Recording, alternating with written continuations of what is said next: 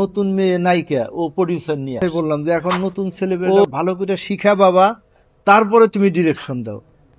ও আরেকজন পরিচালক নিয়ে এখন যদি আরেকজন ছবি দেন তারপরেও তো চলবো না, হলে চলবো না। দেখে এক ঈদ কেন্দ্রিক সব সিনেমাগুলো চলে গেছে। তারা সিন্ডিকেট এই জন্যই বলে, এখন অনেক আরেকজন বিভিন্ন ভাবে আসে।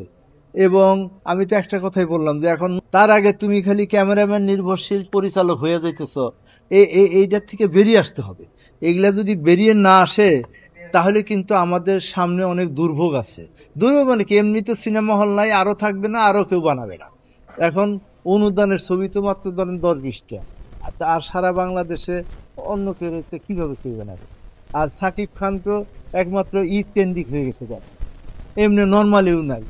এখন যদি বলতে বাধা নাই, হয়তো কথাটা একটু অন্যরকম হয়ে যাবে এখন যদি। তাছাড়া তো আমি কোনো সিনেমা দেখি না, এবং যে যত বড় কথাই বলুক, আমরা তো বয়স হয়েছে, আমরা তো দেখছি, কারণ আমার তো 72 সন থেকে শুরু।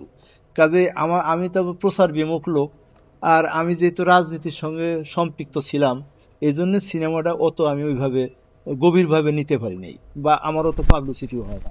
এখন এতগুলা লোক এই যে পাবলিসিটি, আমার দিকে তো নিজেরই অবাক লাগছে যে আমি কোথায় আছি। কি বলবেন, এক একজনের চয়েস এক এক রকম। তো এখন আমারে যদি নকল ছবি বানাইতে পারেন, আমি তো বানাবো না।